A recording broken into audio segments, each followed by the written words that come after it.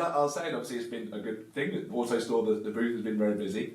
I've been able to see all of the latest upgrades and innovations. We were saying earlier, maybe doesn't, in general actually, in Logimat, it doesn't seem to be many visual upgrades and new products, but obviously with the use of AI and efficiency and data enablement, it's more behind the scenes and more the software or the upgrades. So what's going on in the world of AutoStore? What we brought? I think we continue to innovate both in the hardware space and in the software space. So if we look at this year, we are actually launching, as of last week, we launched several innovations on the software space and also something on hardware. So for us, software has been kind of the critical enabler for us to drive further performance.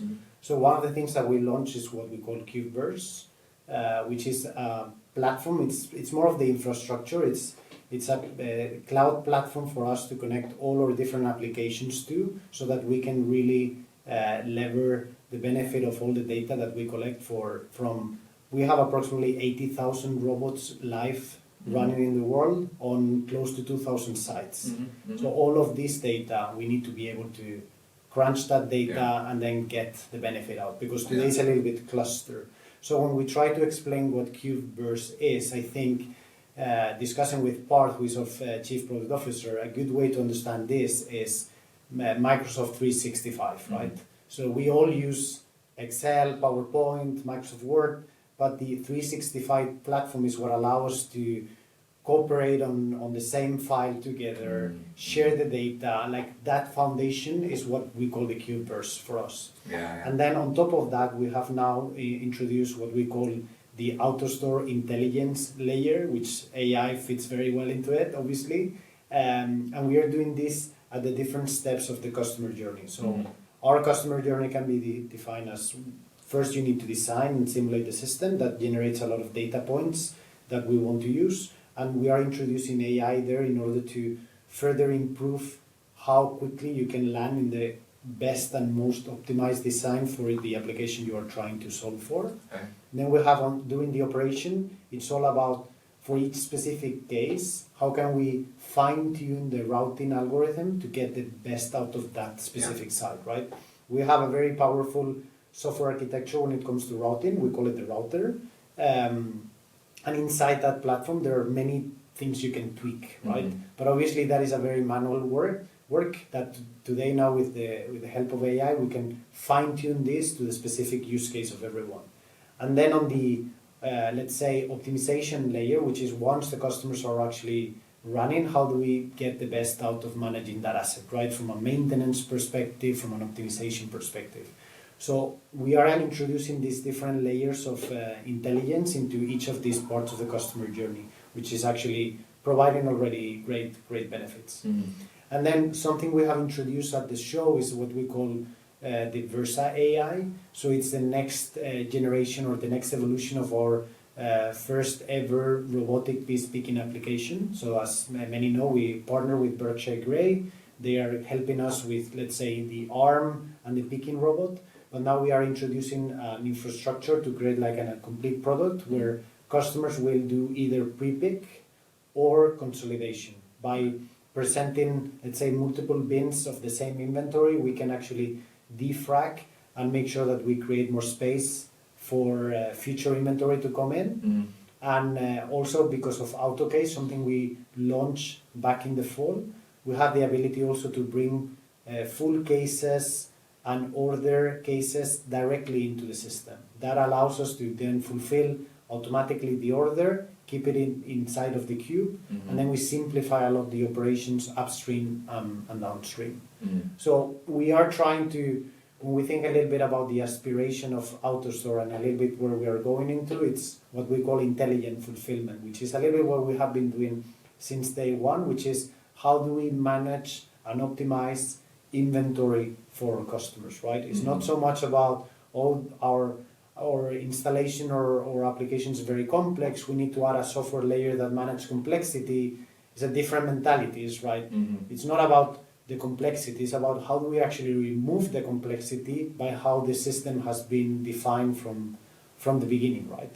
So these are a little bit the things that we have been introducing this week here at Logimat, and I think the response has been great. Yeah, well, I mean, it's been very busy around your booth. I haven't even been able to, like, the walkways, I'm avoiding them because there's loads of people there. So, yeah. I mean, that leads me in, that there's a lot that you mentioned, right, which I want to unpick, but the balance between Path and the product team and the R&D engineers that sit in your various head offices, it seems, like I said, in fall and even before that, there's a lot of new stuff that keeps coming. So hats off to them, that they're doing some crazy and some really cool things. But how do you balance the aspirations from Path and from the product team and the R&D team versus the reliability expectations from your customers? Because I know some customers are quite flexible. I had Tobias on, and they have like the AutoStore R&D test center, and they can go through some of the problems. But I imagine some other customers would expect all of the upgrades, all of the updates, all of the efficiency, but still the same reliability, right? I think that you're mentioning something very critical for us, because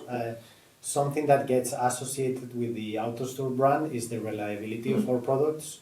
I think we have been setting like a best-in-class standard for the industry when it comes to this. I think this is an industry that has suffered a lot of over-engineering over the years, which has driven not only high cost, but a lot of people bearing scars from projects that fail. Yeah. So for us, from the very beginning, the standardization was the key to enable us the high reliability that we have in our systems, right? We like to say that once you put an AutoStore in place, you can have a very good night's sleep because the system just works, right? Yeah. And whenever there are situations where things are happening because of the redundancy of how the system is designed, the system will continue to work. You just remove the modules that need whatever maintenance or repair, and the thing continues to work. So this is a very important point, right? Because we don't want to slow our innovation because we have such a big install base and because there are expectations and so on. So the idea is we strive to balance here something where by gathering a lot of insights, we can push the team to continue to innovate and bring new solutions out there, and do it in a controlled manner, right? Where we first kind of announce the new products, then we can work with our commercial people to identify which are the best customers to deploy the technology to. And usually this technology always starts with some pilots where we are actually testing this before we actually officially launch this for sales. So as an example, AutoCase was announced in fall last year. So since then, we have already been identifying which customers can be a good fit. We have been building the pipe for this specific product, and then we are identifying who can be the first pilots. So now AutoCase is now available for sale from now on, which means that we have had a bit of time to test this from a commercial standpoint, and then we're also gathering insights for the next versions. So I think it's all about bringing products early out in the market, gather insights, and then further improve them in future versions, right? So this platform type of approach, which I think is proving to be very, very good for us. Yeah, sure. And then you touched on there as well, which I find really fascinating. You want the innovation and the drive forward, but then the art is in the simplicity, in the grid in general, right? It's in comparison to some other systems, it is simple, by the way.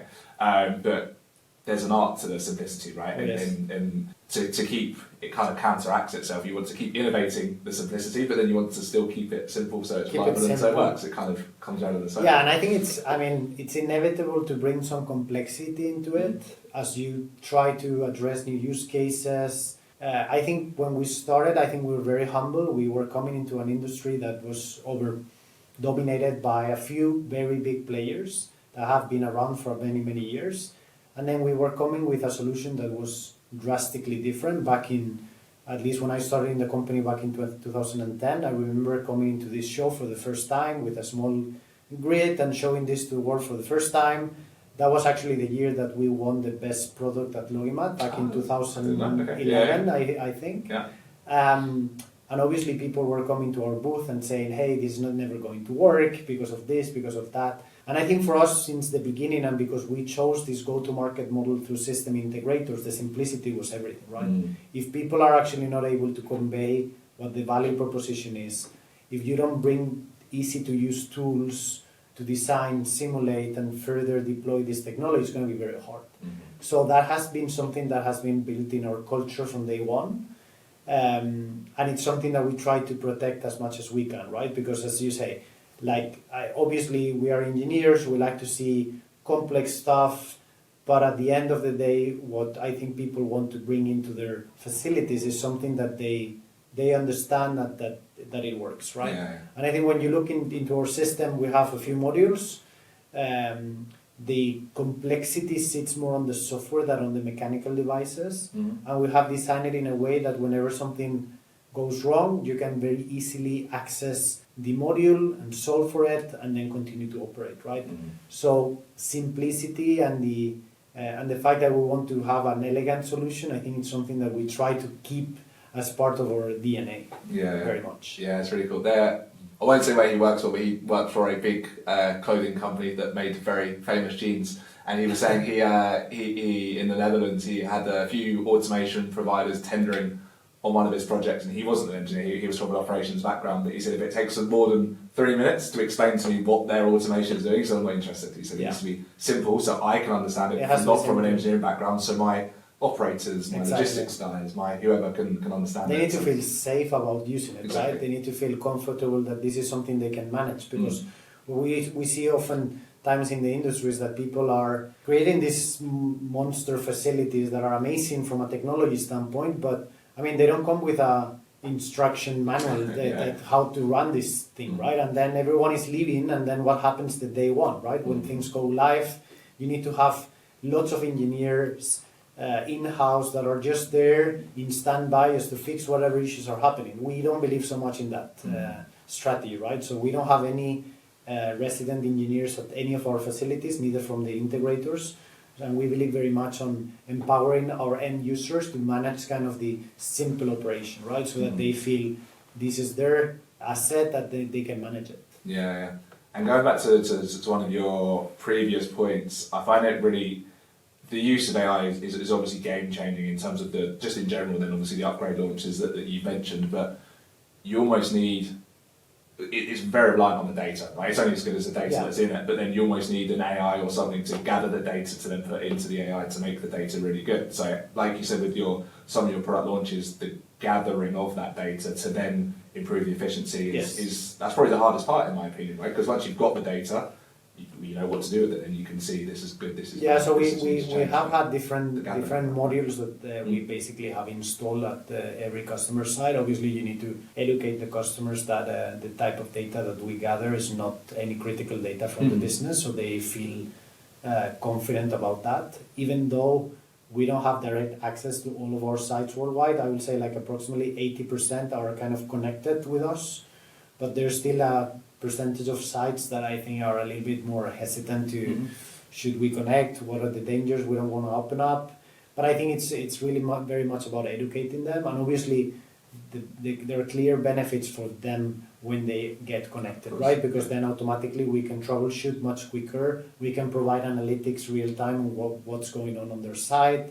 And I think at the end of the day, we live in a world today where we take our phones and then we know exactly how the state of the car is, right? We know exactly what is the battery health, when do I need to do the next service, and many more things that we get access to. So I think this is the same people that walk into the warehouse and they want to have the same type of access to the technology that sits in there, right? And I think the industry in that sense need to evolve a little bit in that direction, because I think some of the technologies being deployed are still limited from the managing point of view, right? Okay. And you've been in the industry, in the business for a little while, so what do you think is, well, I'll give my opinion and maybe you can agree or disagree, but I think we started off with like cranes are very popular, then we've gone to more shuttles, then kind of like item or robotic piece picking came, then the vision behind that came. So we've kind of gone through like a journey or meandering. But from your time and your experience, what have you seen from like customers in terms of trends, demands, expectations, the change in automation? I mean, I think if we look a little bit about the trend from a technology standpoint, the first thing that suppliers tried to do was try to imitate the way humans were basically picking at the sites, right? So if you think about the first crane solutions, it was pretty much about, okay, so if a human is doing this work today, we take away the human, we put a robot, whether it's a crane or shuttle, but at the end of the day, it's the same principle, right? It's just, let's make the robot do what a human does. I think the change of mindset needs to be, I mean, a robot can do things that a human can never do, right? So it's not very much about replacing the human with a robot, which is what I see most happening, but it's thinking differently. So what can a robot do that a human cannot do that becomes efficient? I think when we think about AutoStore, one of the first things that people think and maybe critic sometimes is, oh, but you're stacking bins on top of each other, it's going to take a lot of time to get to the bottom bin, right? I need to have direct access to all my totes. When you think about it, it's like, for us, what it's so-called the digging is not a consequence of, oh, we decided to do this and now we need to live with the consequence of digging. I think digging has been more of a design choice by the technology. Like, a human can never operate an AutoStore, but a robot can do that, right? Yeah. And I think because we understood from a business standpoint that digging was not a challenge, it was more of a benefit that we could lever on to make this super dense and super space efficient technology.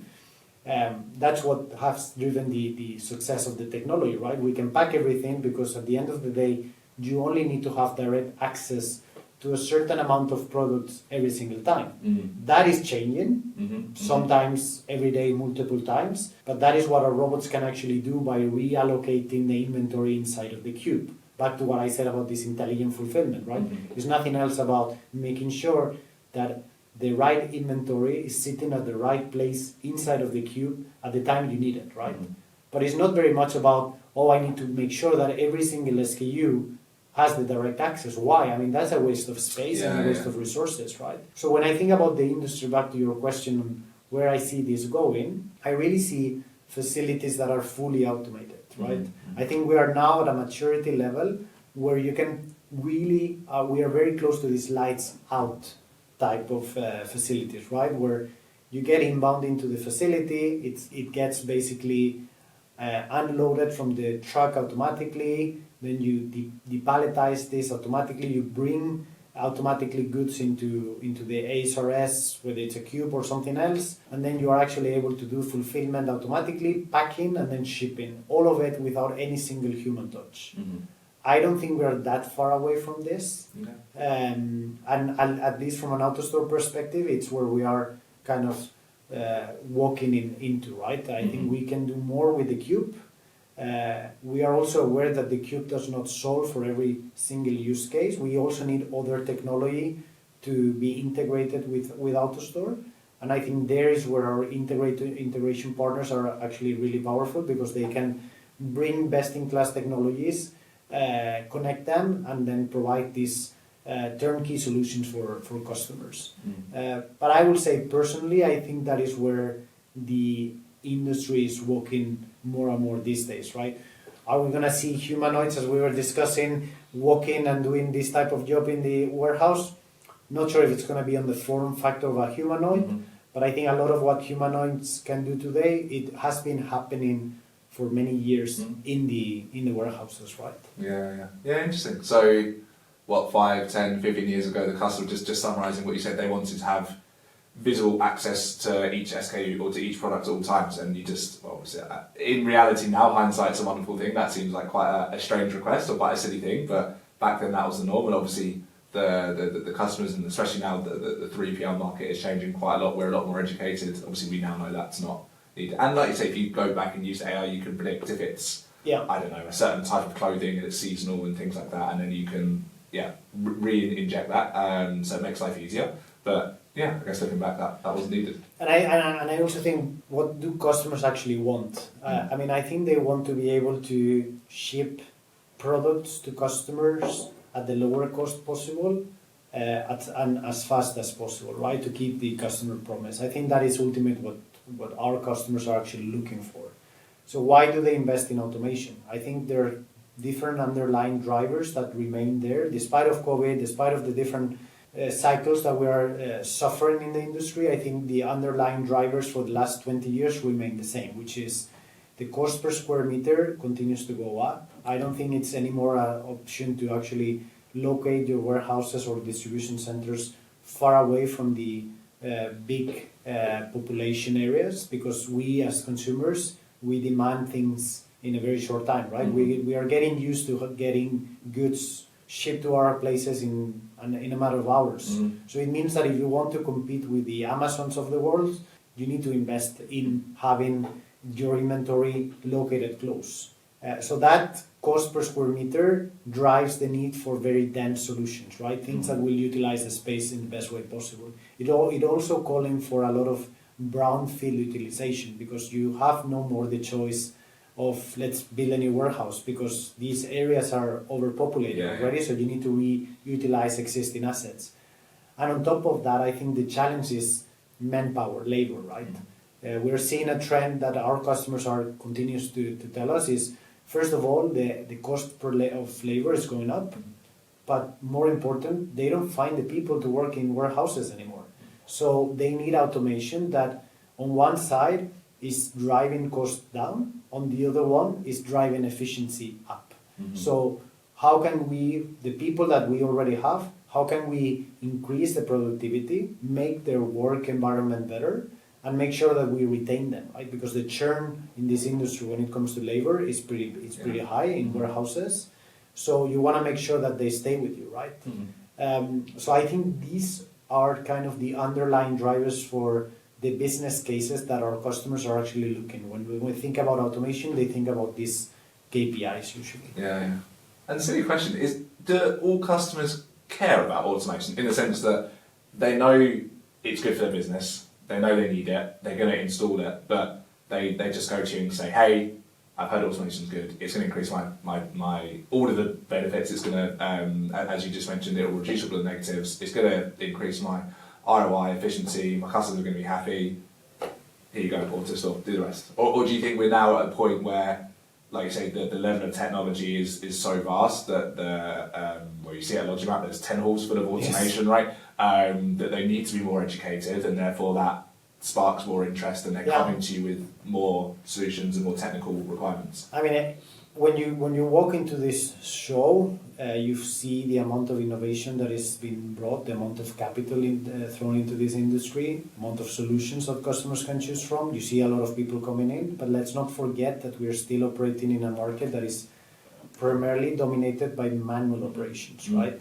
So I don't know the exact figure, but we usually operate under the assumption that approximately 80%, maybe 70%, on that range, 80% of the warehouses in the world are still manually operated. So it means that we're still not at a level where automation is greatly adopted, and there are different reasons for why, right? But I think the maturity of the technology is here.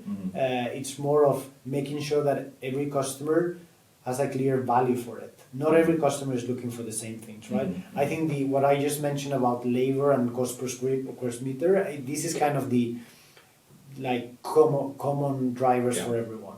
But then there are some intangible things that you get with automation that are different for each customer. Like we were discussing yesterday a project where a customer is manufacturing the chips for the credit cards, and then they have the whole operation on a bunker. And the reason for it is because security for them is essential. So they need to make sure that nobody could ever get access to these chips, because then they can clone them, and if they clone them, once they are inserted on the card, that will be a challenge. So for them, they need to manage the inventory in a way that they get the traceability, and for them density is key, right? Like imagine how expensive it is for them every single square meter of that facility in a bunker. So they might not be driven so much from a throughput and efficiency standpoint, but they need to make sure that they have a technology that is super safe. Similar example of that is we work with the FBI in the States. So we have a big facility where we store all the evidence from the cases that they work on. This is a super well-worded, kind of guarded application, not very easy to get access to. You don't find any information in the news, but they were spending millions of dollars in just renting space for keeping these goods, and they're like very confidential warehouses and things like that, and then they decided we need to consolidate this into a very very safe place that will allow us to save a lot of rent. So this is just one kind of intangible benefit of bringing automation into kind of a facility like this. For other people, is traceability of inventory, accuracy of inventory, the accuracy when you do picking, right? Like in a manual warehouse, it can be very common that you don't know exactly how much inventory you have. It's very easy to make mistakes when you are picking. Imagine that someone is picking the entire day, walking miles. So eventually they make mistakes. When you bring automation, you make sure that the working space is designed in a way that it gets very hard to make mistakes. I'm not sure if it has happened to you, but it has happened to me that I order something online. And I remember, and this is a real story, I remember ordering a pair of shoes for my wife. That was a very specific model that she wanted. So super happy, placed my order. And then a few days later, the box came and I was just giving it to her. And then she opened up and what is this, right? This is men's shoes. And went, oh my God. So I did everything right as a customer, but they made a mistake on the fulfillment. And what happened is that you lose a customer forever. It's very easy these days for us to go from one website to the next one, right? It's just a few clicks away. So these are things that customers value a lot when they think about automation. Okay. And then thinking, you mentioned the FBI, so I'm sure I'll be okay to mention this, but I actually learned a few weeks ago that there was an AutoStore, I think it was in the UAE, it might have been in Dubai, but it was like a library or? No, it was for cash, they were storing cash and gold as well. Yeah. And that was new to me, obviously, from a security point of view as well, the similar points that you mentioned, but then the other element and the challenge that they had was obviously a lot of banknotes, so high risk as flammable goods, right? So the complexity there was obviously the AutoStore security, but then the sprinkler systems and the fire protection and the fire safety. So, and similar when you mentioned about the bunker with the microchips, and then I guess like the overall WMS or the IT security layer needs to be super high as well. Yes. So I guess the question I'm trying to ask is the changing demand, the complexity of each customer, that's again going back to our point about innovation, that's in driving your innovation, right? And I mean, if we think about when we introduced the technology for the first time 25 years ago, I mean, we invented this because we had a necessity in our own business back in the days in Norway. We are coming from a very small place called Nedrevats in the west coast of Norway. So we were running a distribution business for electronic components. Like many of our customers, we were running out of space.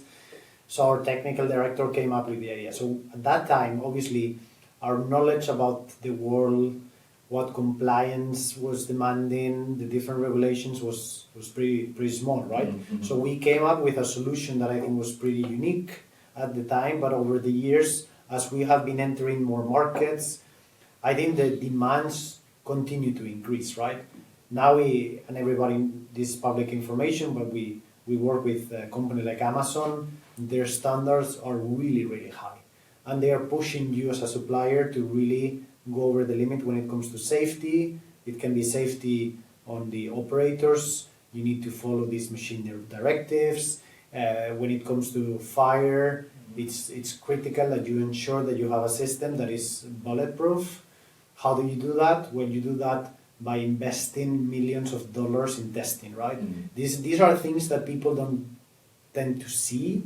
But when it comes to our own investments in these things, I don't think anyone in the industry has ever tested as much as AutoStore has done when it comes to safety and fire, right? I know this is a topic that most of the time is coming up as, oh, AutoStore and fire, that's a problem, but it's not really a problem. We have never had any incident. I know there are other companies with similar technologies that have had incidents, and that's very bad for everyone in the industry because it draws a lot of attention. But I think what we have been testing is very much to understand, because our system is so unique, the way we're stacking bins, there's no oxygen, so it's very, very hard for a fire to start. The challenge is when there's a fire, maybe on the outside, because we have the amount of plastic is so high in a very dense space, that becomes a challenge. So what we test at different labs in Europe and in the US is, in the event of having a situation like this, how quickly will the fire evolve? What is the type of extinguishing systems and fire and sprinklers that we need in order to put this down so quickly. Mm-hmm. And all of this information is something that we make available for our customers and our partners to read and to feel confident about, Yeah. right? Yeah. Oh, really cool. And do you, in my opinion, you can tell me if I'm wrong, I think there's, in terms of innovation, maybe more growth from, like we mentioned, like the data enablement, AI, improving the efficiency, but maybe more growth from a software side than a hardware side. I don't know if that's a fair assessment, but would you agree? Where do you, not just yourself, just in general in the industry, Yeah, do you think we're reaching a limit from a hardware perspective? But I think it's evolving, right? Because we're coming from a place in where SaaS and those type of software products were the thing that everyone was craving for. And I think with the introduction of AI, what we are learning as well is that for AI to be very disruptive, I mean, there's a sense of AI in terms of many of the tasks that we do on a daily basis can be further optimized to the level that, I mean, I clearly see a world in which we don't answer emails anymore ourselves because our AI agent is actually doing that for us even better than we can do it, right? I don't think we're far away from it. But this is about optimizing our day-to-day job. But when it comes about disrupting how we interact with the physical world, there's this new thing about physical AI, which is, again, what this industry has been applying for years now, which is the combination of very powerful AI models combined with robotics that actually interact with the real world. And I think the combination of the two is, I think, what's going to drive the next phase of growth. I don't think it's ultimately just the AI for the sake of AI. It's not just the data, but it's how do you actually make all the use of that data into something that interacts with the real world, right? And I see that as the next really driver for innovation. Yeah. And to be fair, normally my last question I always like to end and say, what technology are you most excited for? But I'll ask it now. So, and I think you might even answer the question. So, the next 5 years, you think I'm going to email you, and then you're not going to reply. It'll be your agents. Well, I think I'm very excited about what that can drive, right? Like you think about in the past, if you were not joining a meeting, you were losing things. These days, you just get a report that tells you exactly what the meeting, who has talked about what. You get a summary. You know exactly what to do next. So, I mean, I'm seeing that. Today we are using these different applications on different parts of our day-to-day job, but I think eventually the magic is going to be when a lot of the type of work that we do gets fully automated end to end, right? To a point where our job will not longer be about doing all these things, but making sure that the important decisions, we have the right information and we can take them very efficiently, right? So I think if something, this is increasing our ability to be more efficient, our ability to take better decisions, and just probably live a better life, right? In a better world, hopefully. So I'm excited about how this can change a lot of how the world is being shaped and built in the next years. Okay. Where do you stand on driverless cars? Have you been in one in the States? Okay. Yes. I've never been in one. A lot of my friends have, but I've had mixed reviews. It's pretty exciting. I remember landing in Phoenix a few years ago, and I didn't know about it, and then I was just hoping to just catch a Uber or a taxi. I mean, one of the challenges in the States is that you go and try to find the taxi lane, and I mean, there's no taxis, right? So you need to use an app in order to get somewhere. And then I remember seeing some strange carts driving in, and then people just jumping on, and then I was seeing that there was no driver on, right? So it's pretty exciting actually to see that. And I think the technology is there, right? I think it's more about how do we drive the adoption, and I think it's a mix of technology maturity paired with the right regulations, because I think regulations are always a little bit behind, and then getting people familiar with it, right? If you think about it, like a few years ago, it was kind of funny to see, like, oh, I'm getting a vacuum cleaner that drives on its own on my home. Right now, that's something that we are also used to. So I think in our industry, we are used to robots and autonomous robots for quite some time, but I think the general public out there is starting to get used to it, right? seeing that there's no harm, there's no danger. It's going to be part of our day-to-day life. So probably when we interact on a restaurant, we are maybe no longer going to interact with a human being because food will already be served by robots. So I think on one side, the engineering me is excited about the role of technology in our day-to-day. At the same time, I don't want to lose the interaction with human beings.